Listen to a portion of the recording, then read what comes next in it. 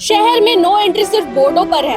सड़कों पर बेखौफ दौड़ रही है गाड़ियां। जमशेदपुर जिसे हम एक सुव्यवस्थित और औद्योगिक शहर के रूप में जानते हैं, आज वहीं की सड़कों पर एक बड़ा सवाल खड़ा हो गया है। सवाल है सुरक्षा का, सवाल है नियमों का और सवाल है प्रशासन की मुस्तैदी का।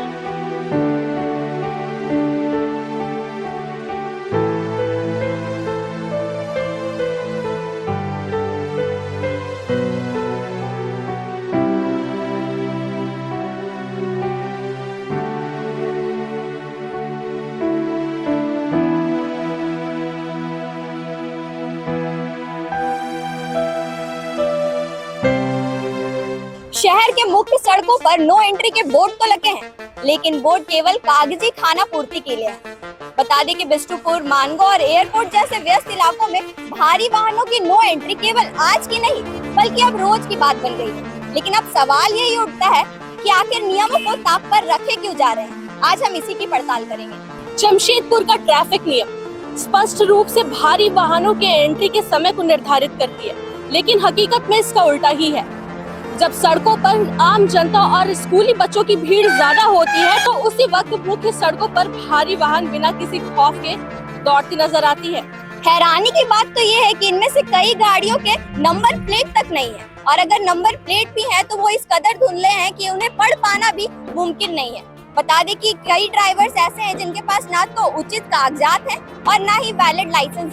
फिर भी प्रशासन इस पर नजर नहीं रख पा रही है और ना ही उन पर उचित कार्रवाई कर रही है। उनकी नजरों के सामने से ये सारी गाड़ियां गुजरती हैं, लेकिन इस पर किसी भी तरह की कार्रवाई नहीं हो पाती।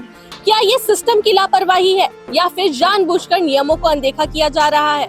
ये लापरवाही कितनी ज्यादा घातक हो सकती है, इसका आंकड़ा हम पिछले एक महीने के आंकड़ों से लगा सकते हैं। आपको बता दें कि जमशेदपुर और इसके आसपास के क्षेत्रों में सड़क हादसों में बढ़ोतरी देखने को मिली है।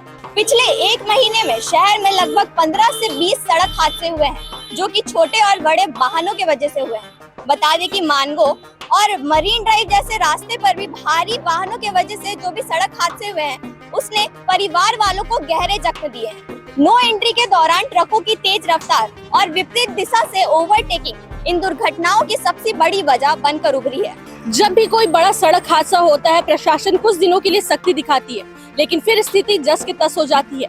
लेकिन अब जनता पूछ रही है कि ये सुरक्षा के वादे स्थायी क्यों नहीं है। स्थानीय लोगों का आक्रोश अब सड़कों पर दिखाई दे रहा है।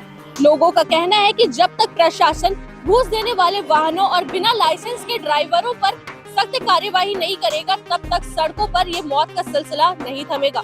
अब सवाल यही है कि क्या जिला प्रशासन और ट्रैफिक पुलिस अवैध गाड़ियों पर लगाम लगा पाएगी?